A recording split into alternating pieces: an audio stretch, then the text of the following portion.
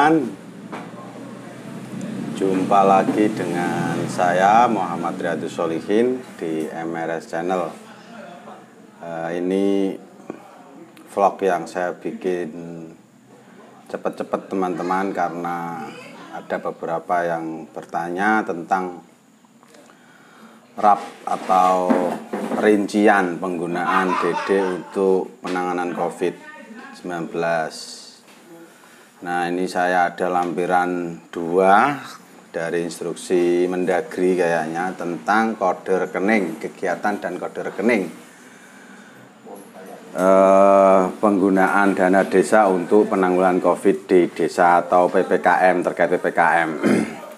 Nah, vlog ini saya buat sambil menunggu teman-teman kepala desa untuk rakor dengan Pak Camat di kantor kecamatan Solokuro. Nah, jadi langsung saja teman-teman ya, yang tadi bertanya bisa menyimak. Ini yang saya baca ini adalah lampiran 2 instruksi dari Kemendagri nomor 443/058/BPD 8 tanggal 8 Februari 2021 perihal hal memberlakukan pembatasan kegiatan masyarakat berbasis mikro dan pelaksanaan Posko Penanganan Coronavirus Disease 2019 atau COVID-19 di tingkat desa. Nah, ini daftar kode rekening pelaksana kegiatan desa, dukungan pelaksanaan PPKM berskala mikro, dan pembentukan posko desa. Ini langsung saya baca di bidang subkegiatan kegiatan. Jadi bidang, subkegiatan, kegiatan. Nah, sekarang bidang pembangunan desa, bidangnya subbidang kesehatan. Jadi kalau di Siskodes itu nanti masuk di bidang pelaksanaan pembangunan desa, terus masuk di sub bidang kesehatan teman-teman. Nah, langsung nanti masuk pada kode output 220402 tentang penyelenggaraan desa siaga kesehatan, keterangan desa aman COVID-19. Terus kode output 220403 itu 1, edukasi dan sosialisasi pencegahan dan penanganan pandemi COVID-19. Ini kegiatannya, keterangan kegiatannya sebagai berikut. Untuk edukasi dan sosialisasi ya, pencegahan penanganan pandemi COVID-19, itu kegiatan meliputi ya, kegiatan promosi kesehatan desa, melakukan nomor 2, melakukan pembinaan untuk meningkatkan disiplin warga masyarakat dalam penerapan protokol kesehatan, memakai masker, mencuci tangan, dan menjaga jarak. Pemberlakuan 3M, jadi sosialisasi, edukasi, dan sosialis pencegahan itu adalah untuk kegiatan promosi kesehatan dan melakukan pembinaan sekaligus barangkali pengadaan untuk protokol kesehatan 3M, memakai masker, mencuci tangan, dan menjaga jarak, serta membatasi mobilitas atau pergerakan penduduk. Nah, selanjutnya adalah subbidangnya lagi belanja perlengkapan alat-alat rumah tangga atau peralatan dan bahan kebersihan. Pembelian sabun, masker, face shield, hand sanitizer, akrilik pembatas, tempat cuci tangan, dan lain-lain. Jadi nanti bisa dibelanjakan untuk itu. Untuk pagu atau nominal pendanaannya terserah teman-teman perangkat desa atau pengguna anggaran ini ya. Terus belanja percakapan cetak, penggandaan belanja barang cetak dan penggandaan. Ini meliputi percetakan leaflet, pamflet, banner, MMT, dan bahan lain untuk promosi kesehatan. Kalau di desa biasanya untuk bende itu, untuk pengumuman di desa itu. Terus belanja perlengkapan barang konsumsi, belanja barang konsumsi, makan, minum, petugas, pembantu petugas opsional jika dibutuhkan. Jadi dana 8% dari DD itu digunakan untuk penanggulangan COVID-19. Itu ini penggunaannya teman-teman. Terus belanja jasa honorarium petugas, tenaga kesehatan dan pembantu petugas opsional. Ini sifatnya opsional atau diberikan jika belum masuk dalam kegiatan di sekretariat. Nah, ini besaran honor tinggal nanti disesuaikan di satuan harga di masing-masing kabupaten, teman-teman. Terus nanti SSK kabupaten ditindaklanjuti menjadi perkades satuan harga di tingkat desa.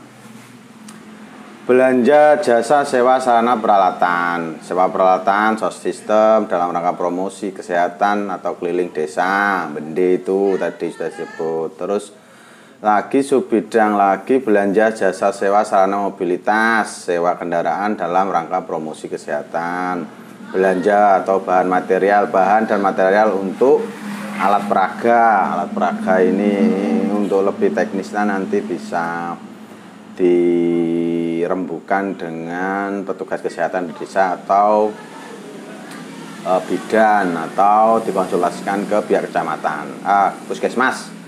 Bantuan dan dukungan untuk kelancaran pelaksanaan testing, tracking, treatment kesehatan dari Kementerian Kesehatan pemerintah daerah. Jika salah satu komponen belanja sudah diberikan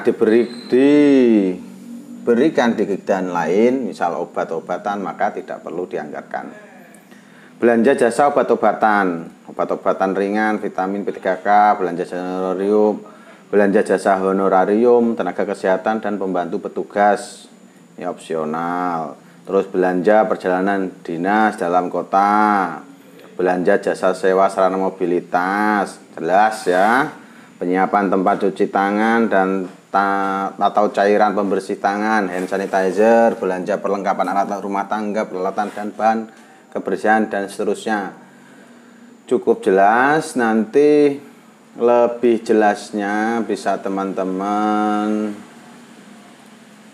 tanyalah itu, atau bisa nanti juga japri atau komen di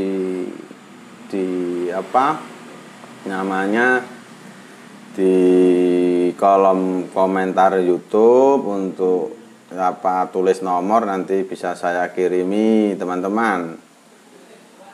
Terus Sekretariat Satgas Penanganan COVID-19 di desa.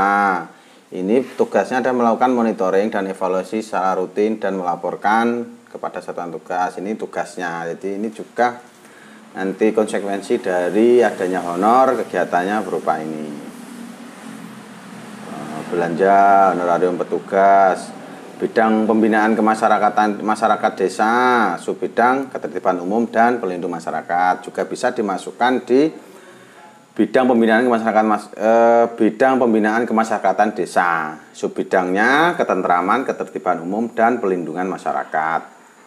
Ini kegiatannya berupa pengadaan pos keamanan desa, mengaktifkan lagi pos-pos itu teman-teman ya. Terus belanja modal gedung bangunan dan taman itu juga boleh. Belanja modal honor tim yang melaksanakan kegiatan untuk membuat posko macam-macam itu bisa dilaksanakan sebagaimana kegiatan pembangunan yang dilakukan desa selama ini, kayak upah tenaga kerja, bahan.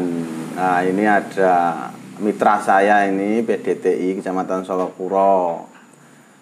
Ini tadi habis koordinasi terkait Permendes nomor 13 yang mana agak repot untuk dijelaskan.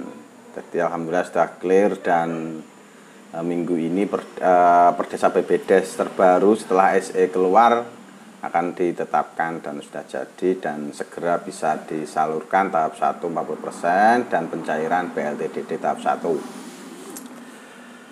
Nah, bisa juga digunakan di bidang pemberdayaan masyarakat desa, subbidang pertanian dan peternakan, penggunaan ketahanan pangan ini untuk alat semprot dan macam-macam itu nanti di Sisdiknas sudah ada.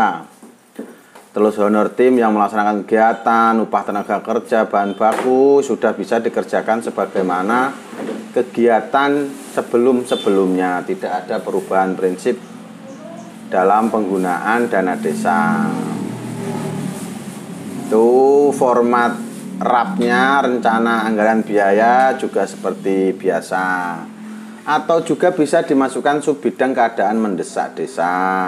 Cuman ini nanti perencanaannya agak repot. Oh, ini kalau yang untuk BLTDD bisa masuk di subbidang keadaan mendesak desa. Ini sudah seperti tahun kemarin yang untuk urusan BLTDD masuk di mendesak. Oh ya, untuk misalnya ada penanggungan untuk keluarga yang terkonfirmasi COVID, ini kan akan ditanggung oleh desa, maka dia akan masuk pada belanja tak terduga subbidang bantuan bahan pangan atau sembako, bantuan pengebatan juga bisa. Nanti dana 8% dari Pagu DD yang untuk penanggulangan COVID itu bisa dimasukkan untuk bantuan pengobatan, bantuan bahan pangan, sembako yang subbidangnya masuk di belanja tak terduga. Anak catatan sedikit, prinsip dasar penggunaan kode rekening sesuai kebutuhan, tidak terjadi overlapping dan duplikasi dalam pengaturan belanja, tidak terjadi overlapping dengan kegiatan yang sudah dianggarkan melalui APBN dan APBD, tidak ada kesamaan kegiatan, satu kegiatan didanai dua sumber, tidak boleh. Terus dilaksanakan berdasarkan aturan secara ekonomis, efisien dan efektif. Dalam hal pengadaan untuk efisiensi dioptimalkan peralatan yang sudah ada terlebih dahulu. Begitu teman-teman, saya kira sudah cukup jelas. Nanti untuk lebih jelasnya bisa di-download di Google atau dimanapun, mestinya sudah ada. Atau kalau terpaksa tidak punya, silahkan komentar. Tulis nomor WA-nya di komentar, nanti akan kami kirim. Itu ya teman-teman, sementara untuk ini mau rakor dulu dengan Pak Camat dan Kepala Desa Kecamatan Solokuro. Terima kasih atas atensinya teman-teman. Terus dukung channel ini. Jangan lupa subscribe, share, dan biar semangat. Jadi teman-teman utamanya pendamping desa harus subscribe ini. Yang sudah subscribe saya sampaikan banyak terima kasih. Semoga Allah membalas yang lebih baik lagi ke Anda semua. Salam hangat dari saya. Saya cukupi di sini. Mohon maaf bila ada kekurangan. Wassalamualaikum warahmatullahi wabarakatuh. Dadah.